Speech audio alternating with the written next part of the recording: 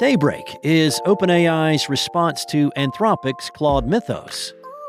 Digg is back again, this time to aggregate AI news.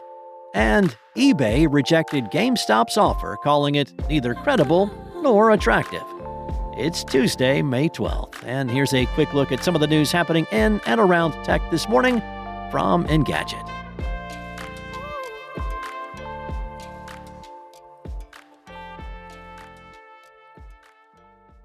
OpenAI just launched Daybreak, a cybersecurity initiative that's clearly the company's competitor to Anthropic's Project Glasswing.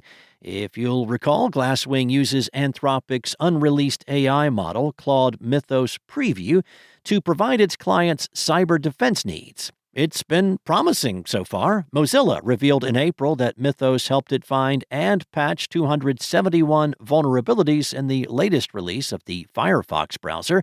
OpenAI says Daybreak uses its various AI models, including its specialized security agent Codex.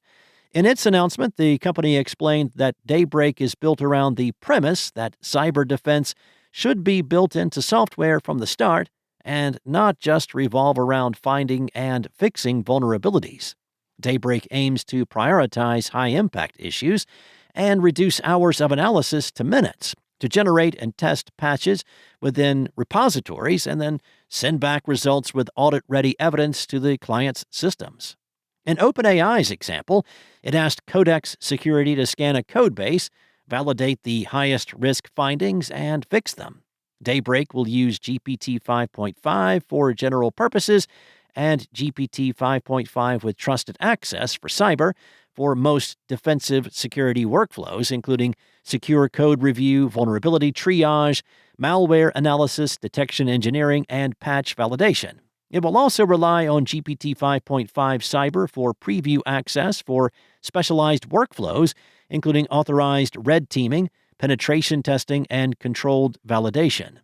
OpenAI is already working with several partners under the initiative, including Cloudflare, Cisco, CloudStrike, Palo Alto Networks, Oracle, and Akamai.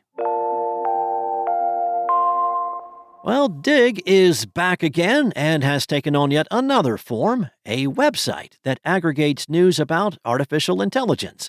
Digg's CEO Kevin Rose said that the internet has more noise than ever, and the people who can sort signal from it have never been more valuable. Digg's job is to find that signal and bring it to you. Now, AI is just the beginning, he said, calling it the noisiest, fastest-moving space on the internet. He promised that more verticals are coming, but he didn't say when Digg will start aggregating news about other topics. At the moment, the website follows 1,000 people directly involved in AI research, investing, and media, built from X's social graph. OpenAI's Sam Altman is at the top of the list, along with Elon Musk, OpenAI founding member Andrej Karpathy, Google DeepMind chief scientist Jeff Dean, AI pioneer Jan LeCun, and former chief scientist of AI at Google Cloud, Fei-Fei Li, among others.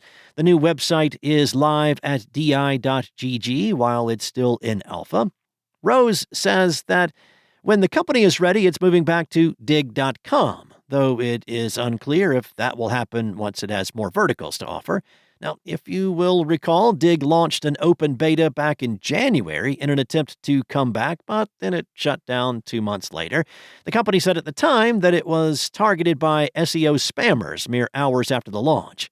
Digg was not ready to fight off bots at the scale and the speed that they flooded the website, and the tools the team deployed were not enough. Justin Mezzle, the company's CEO, admitted at the time that the votes and comments on the website could not be trusted due to all the bot activity. Mezzle also announced in March that Digg founder Kevin Rose was rejoining the company full-time, and based on Rose's latest post, he's now also become the CEO. Rose was the one who planned for Digg's comeback last year in partnership with Reddit co-founder Alexis Ohanian. They said back then that they had a fresh vision to restore the spirit of discovery and genuine community that made the early web a fun and exciting place to be. Rose did not explain in his new post how Digg is fending off the bots this time around. eBay rejected GameStop's unsolicited $56 billion takeover bid, calling it neither credible nor attractive.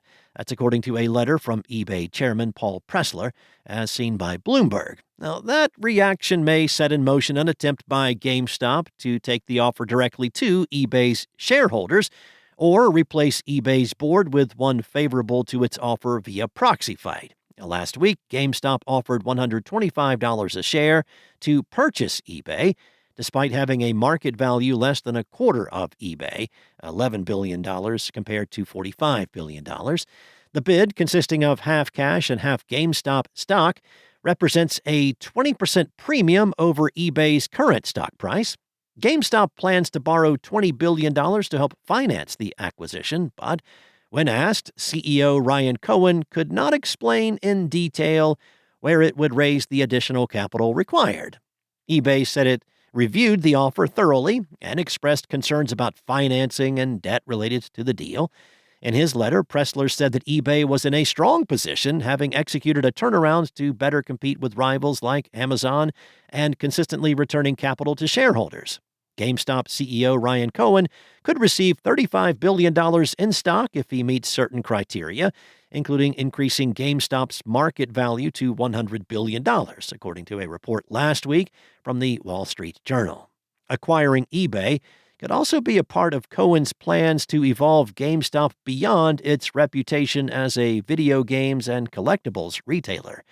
GameStop was one of the original meme stocks and became infamous for a short squeeze that caused the value of its stock to soar and fluctuate wildly in early 2021.